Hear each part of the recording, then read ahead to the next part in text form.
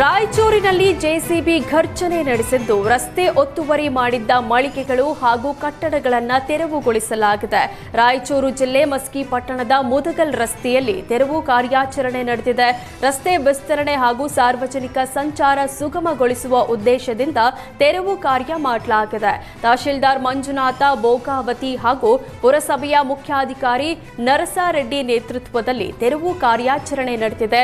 ಲೋಕೋಪಯೋಗಿ ಇಲಾಖೆ ಗುರುತಿಸಿದ 40 ಅಡಿ ವ್ಯಾಪ್ತಿಯೊಳಗೆ ಬರುವ ಅಂಗಡಿಗಳನ್ನು ಕೆಡವಲಾಯಿತು. ಕಾಫಿನಾಡಲ್ಲಿ ಮತ್ತೆ ದತ್ತಪೀಠ ವಿವಾದ ಮುನ್ನೆಲೆಗೆ ಬಂದಿದ್ದು, ದತ್ತಪೀಠದ ಪೂಜಾ ವಿಧಿವಿಧಾನದ ಬಗ್ಗೆ ಸರ್ಕಾರದ ವಿರುದ್ಧ ಮುಸ್ಲಿಮರು ಆಕ್ರೋಶ ವ್ಯಕ್ತಪಡಿಸಿದ್ದಾರೆ. ದರ್ಗಾ ಹಾಗೂ ಕಬರಸ್ತಾನ್ನಲ್ಲಿ ಸಮಾಧಿಗಳ ಪ್ರಾರ್ಥನೆ ಮಾಡಲು ಜಿಲ್ಲಾಡಳಿತ ಅವಕಾಶ ನೀಡದ ಹಿನ್ನೆಲೆ ಮುಸ್ಲಿಮರು ಅಸಮಾಧಾನ ವ್ಯಕ್ತಪಡಿಸಿದ್ದಾರೆ. ಜೊತೆಗೆ ಸಮಾಧಿ ಬಳಿ ಸಿಹಿ ಇಟ್ಟು ಪೂಜೆ ಮಾಡುವ ಫತೆ ಹಕ್ಕು ಅವಕಾಶ ನೀಡದಕ್ಕೆ ಆಕ್ರೋಶ ವ್ಯಕ್ತವಾಗಿದೆ.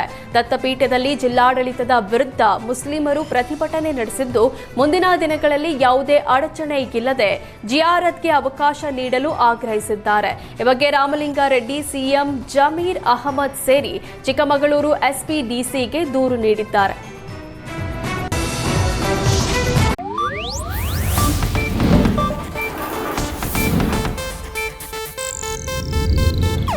ಇದು ಏಷ್ಯಾನೆಟ್ ನ್ಯೂಸ್ ನೆಟ್ವರ್ಕ್ ಪ್ರಸ್ತುತಿ.